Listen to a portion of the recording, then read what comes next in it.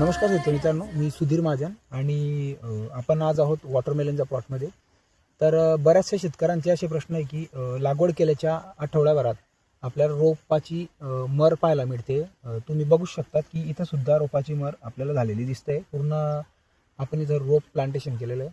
तर याच्या मागचं कारण तुम्ही मागच्या वर्षी किंवा मागच्या वेळेस याच्यामध्ये काय घेतलेलं आहे, म्हणजे अर्थात कोणतं पीक घेतलेलं आहे ह्याचं खूप इथं महत्त्व आहे.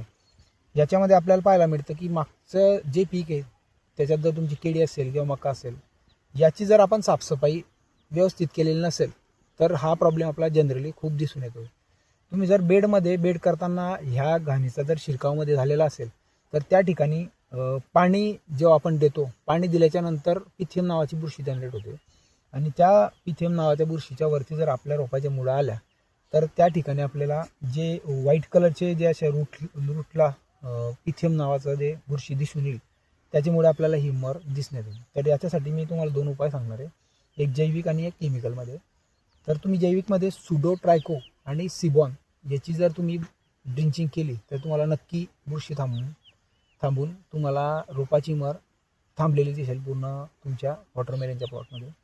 आणि जर तुम्ही केमिकलमध्ये गेले तर थायोफिनेट मिथाईल मोर्स हे ॲडव्हान्स पेस्टिसाईडचे बुरशीनाशक तुम्ही टाकीला 250 ते 300 ग्रॅम जर घेतलं आणि याची ड्रिंचिंग केली तर तुम्हाला 100% तुमच्या इथली रोपाची मर थांबलेली दिसेल. तर तुम्ही बघू शकतात इथंही रोपाची मर झालेली आहे. त्याच्यासाठीच हा व्हिडिओ आम्ही बनवला की बऱ्याच ठिकाणी प्रॉब्लेम येत आहे, तर तुम्ही नक्की हे उपाय करून बघा. धन्यवाद. सोडून तुला मातीला तुझा